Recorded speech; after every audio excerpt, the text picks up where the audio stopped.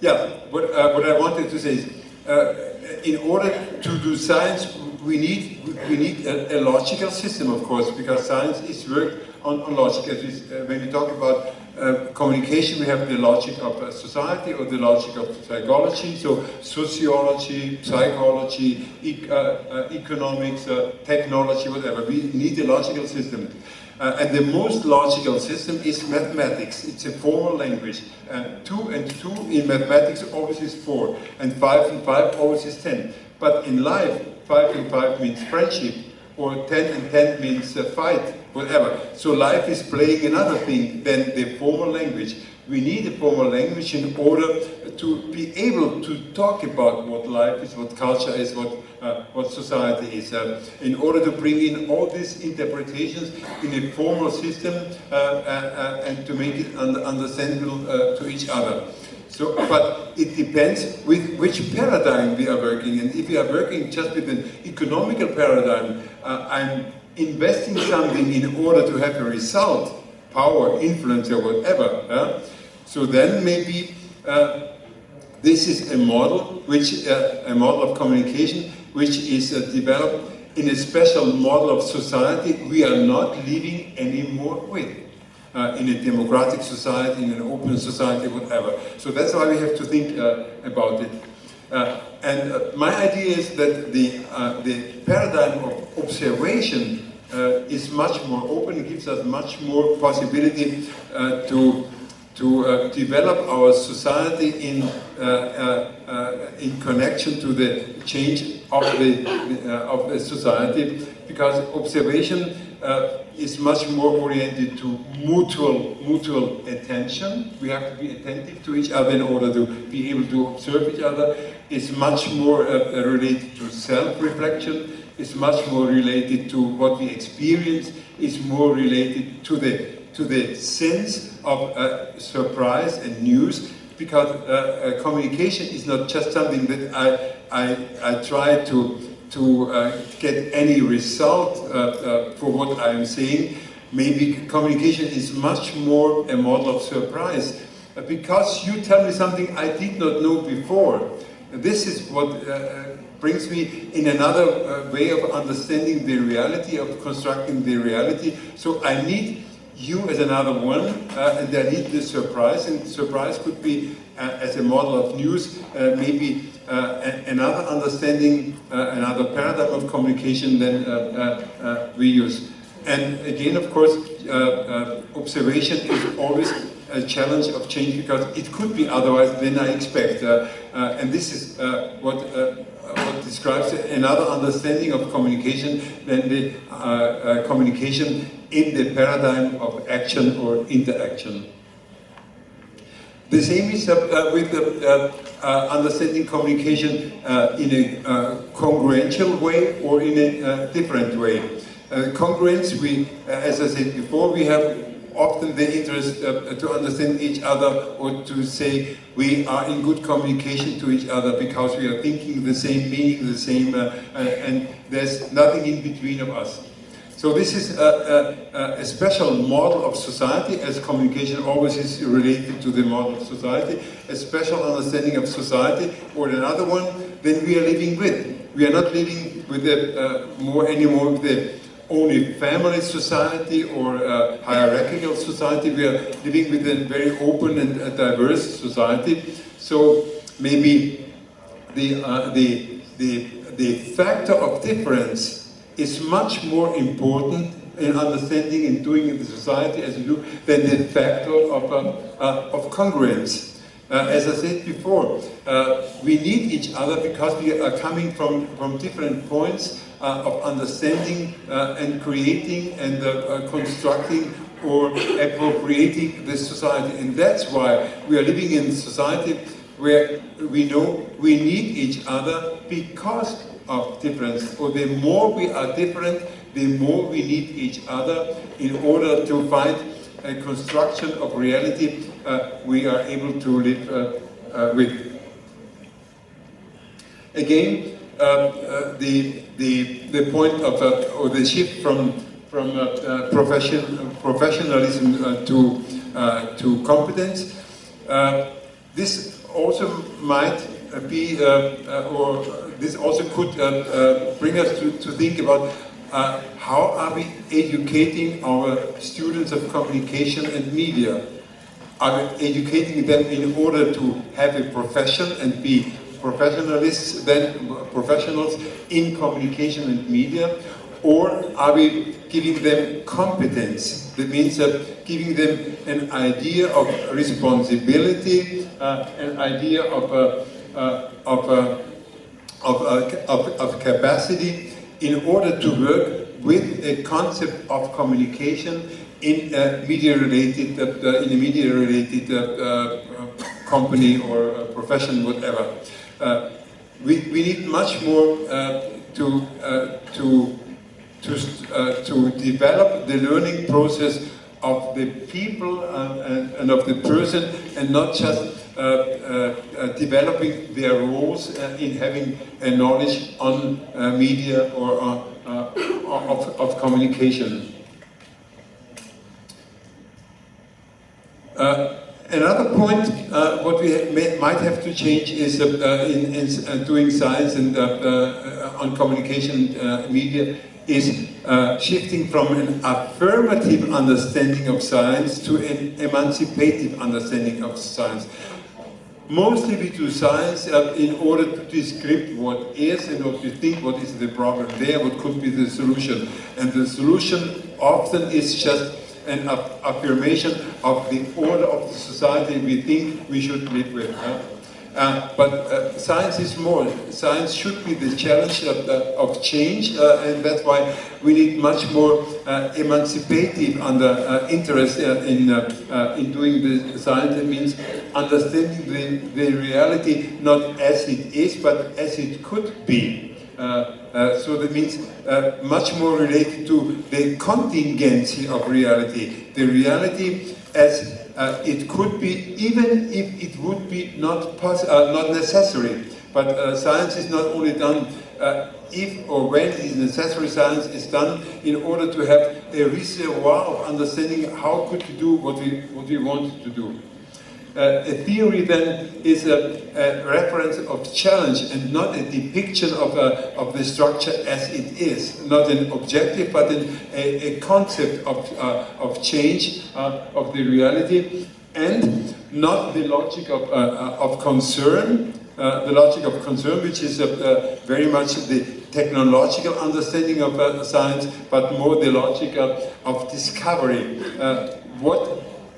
What did we not do yet? What did we not think yet in communication and media relation? All this comes from a philosophical background, just to mention it, not now to go into philosophy. But when we talk about communications, I'm saying communication is the way how we construct the reality. Then it makes sense to find different constructions and not just the same construction, as if there would be only one possible construction of reality. And it has always to do, in any communication, always has to do with understanding myself and my life, and understanding others and their life and the relation to each other. And if communication is the construction of reality, then, of course, there is the question, what is the meaning of the reality? What is the relevance of reality? And as communication has to do with ourselves, it's always the question, what does it mean that I am as I am, and that you do as you do? So that means that it might be, going back to Michel Foucault, it might be the destination of a human being not to know what it means that we are. We have no definition. And if we try to find the definition of what it means that we are as we are and do as we do, then we have to go back to any model of communication. It could be a religious model of communication, a philosophical model, a practical model, an economical model, whatever. We need, anyway, a model of communication. So anything that gives us an idea of sense of life, of sense of society, and sense of whatever, we come back to communication. It's always the construction of the reality by communication, and it can change by communication. Wilhelm Flusser tried it to say in another way, and you see this is quite another interpretation or definition of communication as we usually use. It's a more anthropological understanding of communication, and this is what I think we should go back more when we talk about media literacy. Let's come back to the understanding that when we talk about communication, we talk about human life and the relevance of humanity, and not about the structures we have built in order to sustain society or sustain economy or sustain politics or power or whatever. So then it is interesting to come to such an open definition as Wilhelm Flusser says, for example, communication is nothing more than the art trick of man to make himself forgetting about the finities of its life. It's ending somehow. And that means that communication is the way to give a sense for the way as long we are conscious about ourselves, what means we are living. And building this in cultural archives in order to make it sustainable for any generation before and after us. So it's always an agreement on truth, and truth is not something then that exists by itself. Is the way as we construct the reality, saying we construct the reality in a way that we know there is nothing anymore behind that. This is the last point. And this last point can be a religious one, it can be a philosophical one, it can be a political one, and whatever. But we have to agree about that. And you see, so in this way, communication goes much more to the interpretation of what means human life, and less in how we organize, how we keep our systems. I mean, it is important, of course, understanding communication in relation to the organization of society, but maybe we forgot the sense behind that, and this makes it senseful and also necessary to be competent in use of communication and to be competent in use of means of communication, what means media. Sorry?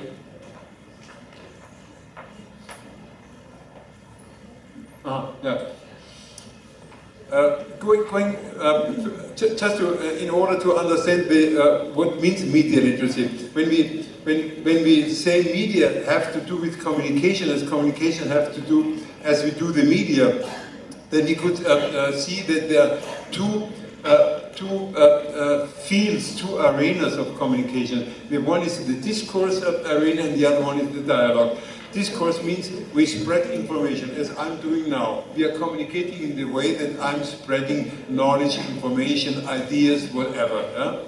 But this is not enough for communication. We all think we would communicate much more if you would have the possibility to intervene, to have a dialogue, to talk to each other. But it makes only sense to talk to each other and to have a dialogue if we really have a dialogos, different positions by the word we use. So the dialogue is a very important field of communication, but much more complex and much more difficult to be organized. So what we organize is the discourse, as we organize it here. What we do not have really yet well organized is the dialogue as a model of communication. But it's not just that, it's even more. Sorry? It's even more, because now the media bring in a third model of communication. It's conversation. We are somehow talking about whatever. It's conversation. It's somehow a discourse. It's somehow a dialogue, but not going so deep into dialogue and not going so deep into discourse. But it's a third model, and we see that, and we are perplexed, and we say, how can he say that? What does it mean? Whatever. But we see how much it intervenes in our society. Just look at the Me Too discourse going on now. It's just a discourse, Me Too, sexual abuse, whatever. Yeah? It's going all over the world, and now everywhere they found whatever they have done bad things before, and now it's getting important. This is relevance. This is constructing reality in the way of a conversation. But let's bring this conversation into relevance of dialogue, into relevance of discourse. So we have to bring back this media discourse, this media conversation to the models of communication, in order really to have a way to find a meaning and a construction of what it means that we are living together in the way as we do. And this is then media literacy, not just the use of media. It's to use the media in relation to the discourses we are living with in our everyday life and in the societies we are living with. I'm sorry, I'm doing somehow wrong. Yeah. So that means when we coming now to another point as we do our communication side, that means maybe we have also to shift. I'm still on the way to say how should we answer to the changes of the communication. We should also change our understanding of communication media from the process model we have. A journalist is producing and distributing by media to the people, and the people is reacting to that, whatever. These process models, these action models, these interaction models, maybe they are all built on the philosophical ground model of causality, having a result and being interested in effects, whatever. We have to change it in another metaphor. Media not as a tool, and media not as a transfer system, but media as an environment. Media as an umbrella of reference. Media as an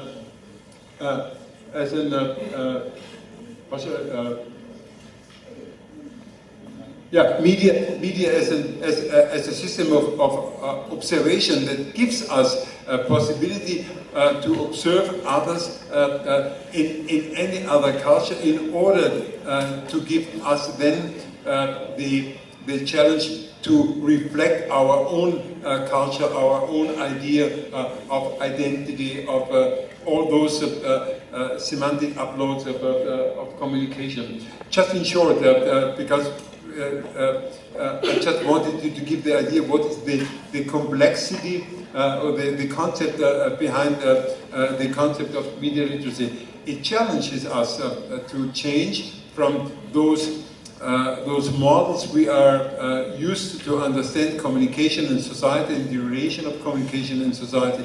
We have to change maybe the models in other metaphors in order to understand the meaning of a media. It's not a tool of power. It's a model of rationality, as we find a rational and a reasonable form and culture of communication. So again, we have to shift maybe from power as the media of communication to rationality as we are living not in a hierarchical society, but more in a democratic and in a horizontal society, more horizontalism, more civil society, more circle discourse, more next-to-next society. This is a difficult point. This idea behind the communication, the society. Charles Taylor does the differentiation between a family society and the next-to-next society. A family society, those are societies, they are built somewhere in a hierarchical system. There's someone who represents the people, and people is trusting to him or to her, and he or she does everything for them as they do everything for him or for her. It's a family model. It means we are connected to each other, we are controlling each other, but helping each other to do our lives. But this is not the only model. The secularized societies, as we find them more in Europe, in Western societies, is a more next-to-next society, while a hierarchical society needs a more hierarchical communication, or is using a more hierarchical communication system. A next-to-next society where everyone knows that the next one to me has the same right to achieve the same goal as I do is a more horizontal understanding of being connected to each other, and needs another communication, a more horizontal communication. But we still do not have the idea how horizontal communication works in a way that we really can trust in that. That's why I thought we need other models of understanding communication in order to develop other models of communication in relation to a society that gets much more to a next-to-next society by the use of media. As I see it, and as we talked about, Asian countries, and for our perspective, Asian countries are more family societies with all its advantages and problems than Europe has. It's much more secularized with all its advantages and problems it has. But now, especially in Asia, you get in a double situation. A family society, and by media, a more next-to-next society understanding. So this is somehow a parallelism, which is also in Europe, but in another way. In Europe, the parallel system is that that people is cocooning itself in this bubbles of communication. Maybe here as well, but anyway, those are different models of doing the society, as they are different models of doing the communication. And here we there we have the problem: how are we connecting those processes, those developments? The society, the more institutional understanding of society, and the more, let's say, communicative understanding of society by the use of media.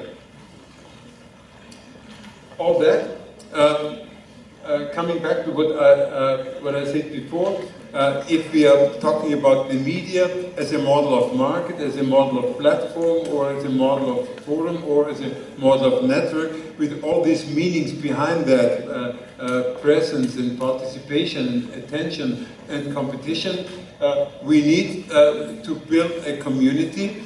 And if the society is not aware of community building, as long as it is much more interested in developing its organizational structures and losing the idea of community, then the idea of community is developing on another level by itself in another way, and this makes a lot of problems for the sustainability of the society. The sustainability of society is not only the sustainability of structure, it's the sustainability of culture of society. And the culture of society is done by the way how we are communicating, and that's why it is so important to talk about media literacy as the capacity, as the responsibility, and as the ability, being and understanding myself as a part of this society. So far, thank you very much.